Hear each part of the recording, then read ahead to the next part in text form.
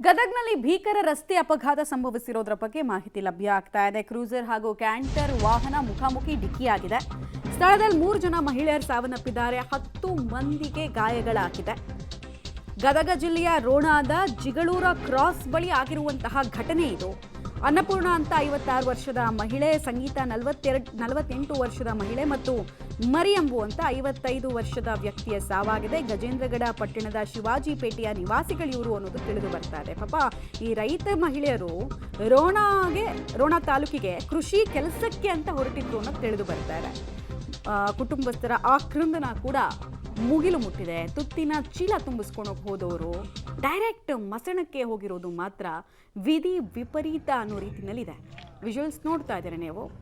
ಅಪಘಾತದ ತೀವ್ರತೆಯನ್ನು ಸೂಚಿಸ್ತಾ ಇದೆ ಈ ವಾಹನದಲ್ಲಿದ್ದಂತಹ 3 2 ಮಹಿಳೆಯರು, ಒಬ್ಬ ವ್ಯಕ್ತಿ ಸ್ಥಳದಲ್ಲೇ ಸಾವನ್ನಪ್ಪಿರೋದು. ಕ್ರೂಸರ್ ಮತ್ತು ಕ್ಯಾಂಟರ್ ಮುಖಾಮುಖಿ ಡಿಕ್ಕಿಯಾದ ಕಾರಣ ಬೆಳ್ಳಂಬೆಳಗ್ಗೆ ಆಗಿರುವಂತಹ ಇನ್ಸಿಡೆಂಟ್ಗೆ 3 ಪ್ರಾಣ ಪಕ್ಷಿ ಹಾರಿ ಹೋಗಿದೆ.